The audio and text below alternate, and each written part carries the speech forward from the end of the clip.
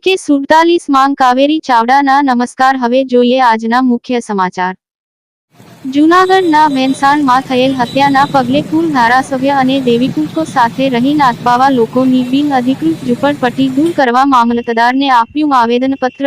જૂનાગઢના ભેંસાણના પરબ રોડ આવેલ ખોડિયાર નગર 100 ચોરસ વાર વિસ્તારમાં રહેતા નાથબાવા જાતિના લોકો બિનઅધિકૃત રીતે ઝૂંપડાઓ બાંધી અને તમામ પ્રકારની ગેરપ્રવૃત્તિઓ કરતા હોય, જેમાં દારૂ, જુગાર, મારામારી, ધમકી વગેરે નો પ્રવૃત્તિઓ કરે છે અને ગરીબ લોકોને હેરાન પરેશાન કરતા હોય, જેને લઈ અને 2 દિવસ પહેલા પ્રેમ પ્રકરણમાં એક દેવીપૂજક આધેડની હત્યા પણ કરી નાખવા આવી હતી, જેની તપાસ પોલીસ કરી રહી છે, જેમાં શંકાના આધારે અમુકને પકડી લીધા છે અને અમુક બાકી હોય તો આ લોકો આવી ગેરપ્રવૃત્તિ સાથે જોડાયેલ હોય, જેમાં ભેંસાણમાં દારૂ, જુગાર, મારામારી જેવી પ્રવૃત્તિ ચાલી રહી છે, જેને લઈ દેવીપૂજકોનું અને આજુબાજુમાં રહેતા અન્ય જ્ઞાતિના લોકોને રહેવું મુશ્કેલ બન્યું હોય તો તમામ લોકો જે ખોડિયાર નગરમાં રહેતા લોકોએ ભેંસાણ વિસાવદરના પૂર્વ ધારાસભ્યને રજૂઆત કરતા લોકો સાથે રહીને મામલતદારને આવેદન અપાયું અને તાલુકા વિકાસ અધિકારીશ્રી અને ભેંસાણ પોલીસને લેખિત રજૂઆત કરાઈ કે આવા લુખા તત્વો આ એરિયામાંથી દૂર કરી ઝૂંપડપટ્ટી દૂર કરવામાં આવે અને હત્યારા લોકોને પકડીને કડકમાં કડક કાર્યવાહી કરવામાં આવે।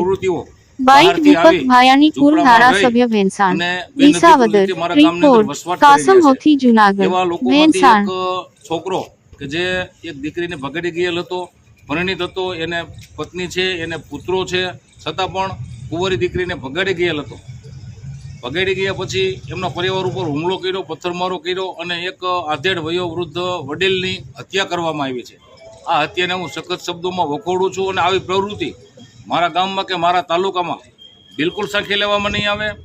આજે બિનઅધિકૃત રીતે ઝૂંપડા વાળીને રહે છે, એના ઝૂંપડા તાત્કાલિક અસરથી આવતા 48 કલાકમાં દૂર કરવા માટે મામલતદારશ્રી, પોલીસ સબ ઇન્સ્પેક્ટરશ્રી, ટીડીઓશ્રી અને સ્થાનિક ગ્રામ પંચાયત અને સ્થાનિક આગેવાનો બધા સાથે મળી સંકલન કરી અને આ બિનઅધિકૃત રીતે રહી અને જે લુખાગીરી કરે છે એવા તત્વોને ખદેડવાની રણનીતિ આજે તૈયાર કરી અને 2 દિવસમાં એમને અહીંથી ખદેડવામાં આવશે। આવી પ્રવૃત્તિ બિલકુલ મારા વિસ્તારમાં સાખી લેવામાં નહીં આવે। પરિવારજનોનું કહેવાનું છે? પરિવારજનોની એને પણ અમે સાંત્વના પાઠવી છે અને ગામની અંદર કોઈ ઉપર આવો અન્યાય ન થાય, આવો અત્યાચાર ન થાય અને ફરીવાર આવી ઘટના ન બને, કોઈને સહન ન કરવું પડે, કોઈ આવી પ્રવૃત્તિનો ભોગ ન બને, એટલા માટે જ આ લુખ્ખા તત્વોને અહીંથી ખદેડવાના છે। અહેવાલ કાસમ હોથી સાથે નિમેશ કુમાર।